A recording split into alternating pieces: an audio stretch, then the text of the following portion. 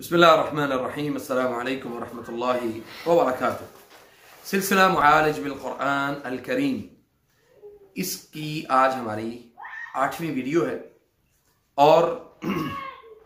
हम मुख्तलिफ मौज़ूआत को लेकर आपके खिदमत में हाजिर होते रहते हैं इंशाअल्लाह। मैं उम्मीद करता हूँ कि मेरी गुज़िश्ता जो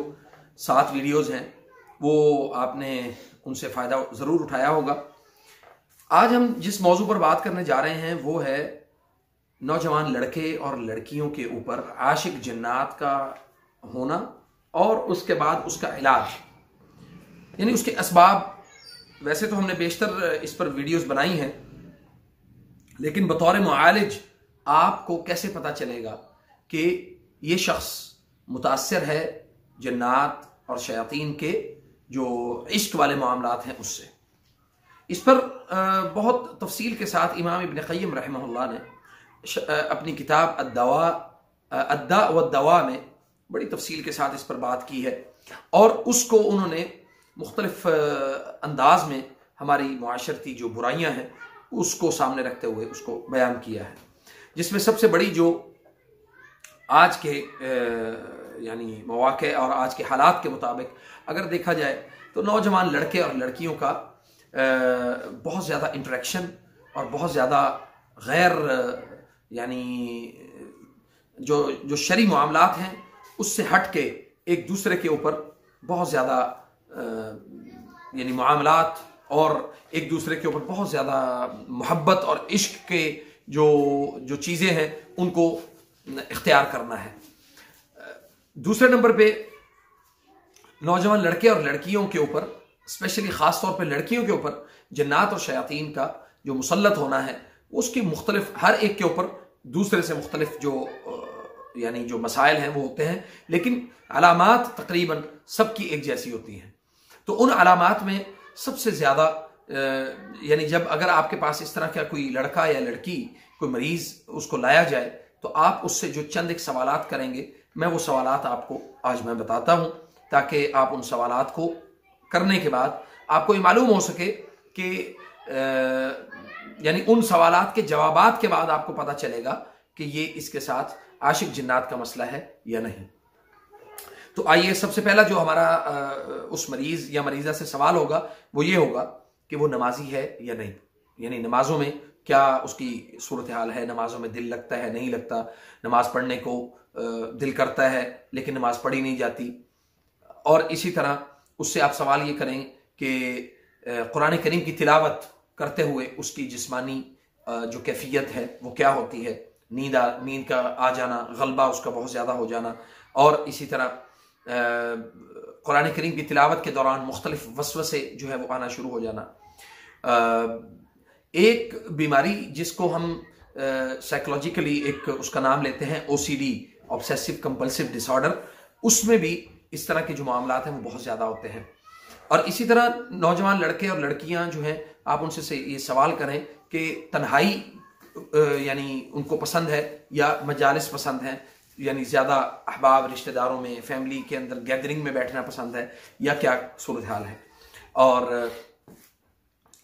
आपकी तरफ से ये सवालात जो हैं ये उस मरीज़ के लिए यानी पुरएतमाद अंदाज में होने चाहिए। ऐसा नहीं कि भाई आप उसको ये सवालात करें और वो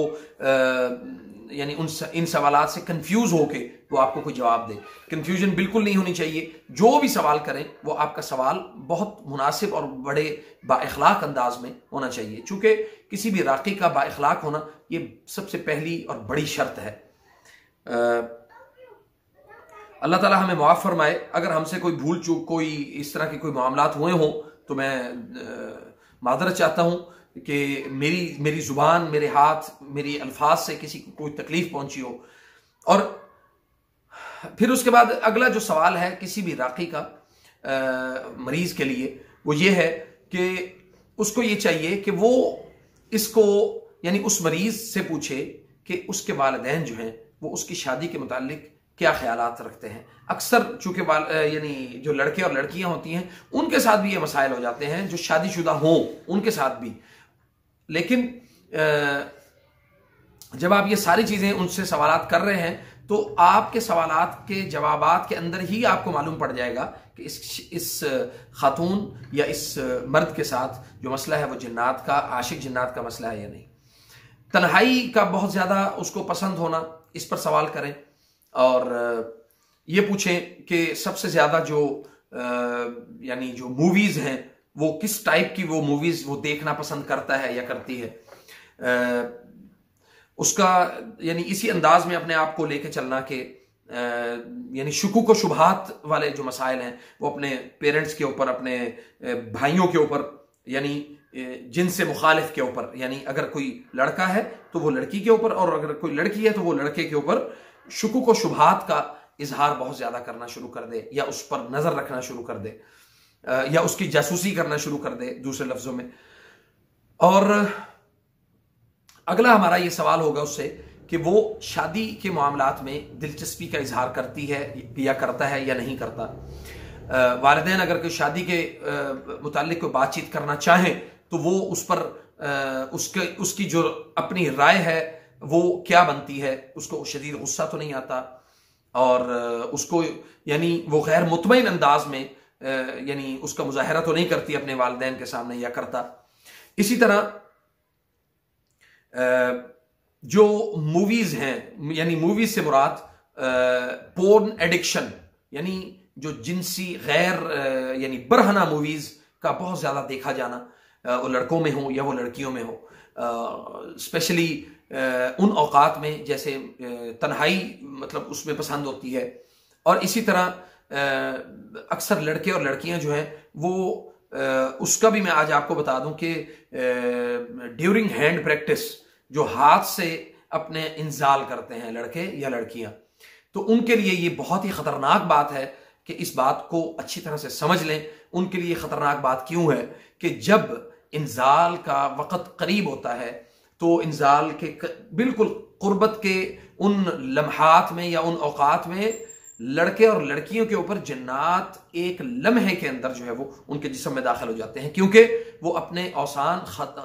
جو ہے نا وہ کھو بیٹھے ہوتے ہیں، اور یہ ایک فطری عمل ہے جس کو یعنی یہاں پہ بیان کرنا میں ضروری سمجھتا ہوں کہ جب لڑکے یا لڑکیاں جو ہیں وہ اپنی تنہائی میں اس طرح کے واقعات ان کے ہاتھوں سے ہوتے ہیں تو وہ بہت زیادہ یعنی اس کی طرف چلے جاتے ہیں، جنات اور شیاطین کی طرف، اور شیاطین کو مواقع فراہم ہوتے ہیں، اور اس میں سب سے زیادہ جو متاثر یعنی کرنے والا ہے وہ آپ کا قرین ہے، یعنی جو ہمزاد ہے، ہمزاد یعنی قرین من الشیطان۔ تو ان لمحات اور ان اوقات میں قرین جو ہے وہ اگر خود آپ کو متاثر نہ کر سکے تو وہ کسی اور کے لیے وہ ضرور رستہ بنا دے گا، یا آپ کی وجہ سے، آپ کے اس عمل کی وجہ سے آپ کے جسم میں داخل ہونے کے وہ اسباب پیدا ہوں گے۔ اب ہم آگے آ جائیں، کچھ یعنی واقعات اس طرح سے بھی ہمارے سامنے آئے کہ لڑکے اور لڑکیوں کے کہ جنہوں نے اس دوران جو ہے وہ یعنی ڈیورنگ ہینڈ پریکٹس ہاتھ سے اپنا مشتزنی کہہ لیں یا انزال کہہ لیں، اپنی مادہ منویہ کو خارج کرنے کے جو انہوں نے سبحان اللہ جو بھی اسباب انہوں نے اختیار کیے، وہ حلال تو خیر نہیں ہو سکتے، حرام اسباب اختیار کیے، تو اس میں ان کے لیے بہت سارے مسائل جو ہیں وہ پیدا ہوئے، اور اسی دوران ہی زیادہ تر جو جنات اور شیاطین جو ہیں وہ ان پر مسلط ہوئے۔ اور پھر جو ہماری بچیاں خاص طور پہ گھروں کے اندر بغیر دوپٹے کے اور بغیر سینے کو ڈھانپے وہ اپنے گھروں میں مطلب آتی جاتی رہتی ہیں، حتیٰ کہ بے شک بھائی موجود ہیں گھر میں اور محارم موجود ہیں، لیکن اس کے سامنے بھی ان کو یعنی اس پر یہ سوال کریں آپ اس مریضہ سے کہ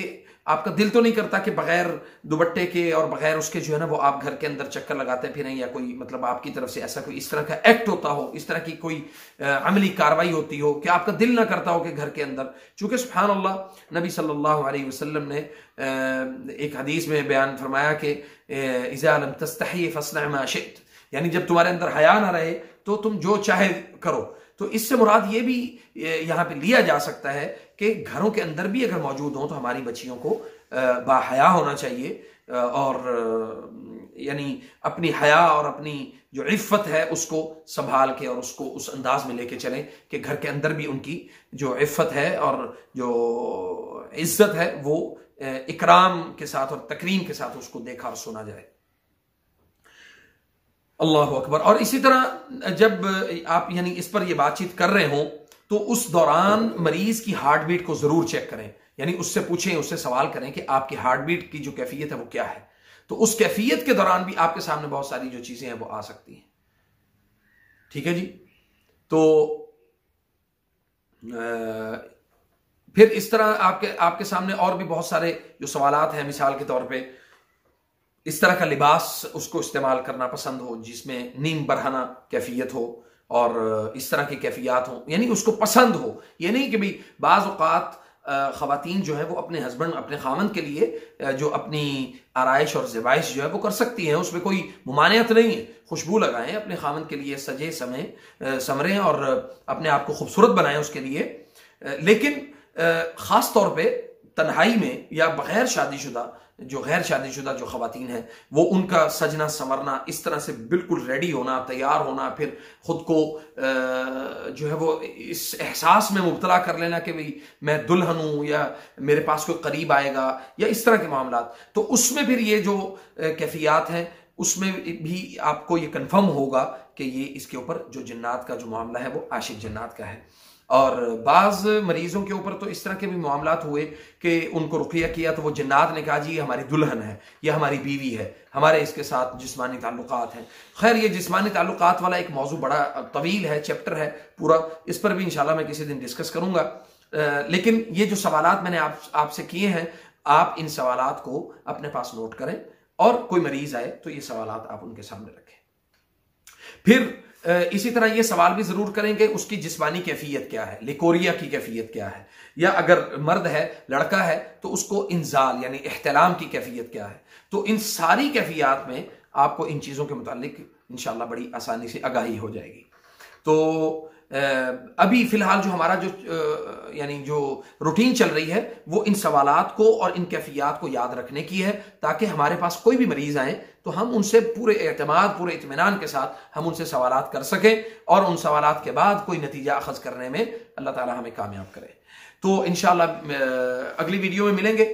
آپ سے درخواست ہے کہ آپ ہماری ویڈیوز کو ضرور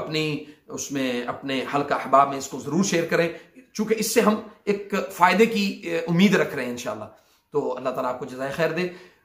دعاؤں میں یاد رکھیں انشاءاللہ. اور اگر آپ کو ہمارے یہ ویڈیوز پسند آ رہی ہیں تو آپ ہمارے چینل کو سبسکرائب کریں اور بیل آئیکن کو دبائیں اور اپنے احباب کے ساتھ ہمارے اس نیک کام کو شیئر کریں تاکہ آپ کی طرف سے بھی تعاون جو ہے وہ مکمل ہو جائے گا. فجزاکم اللہ خیر. السلام علیکم ورحمۃ اللہ وبرکاتہ.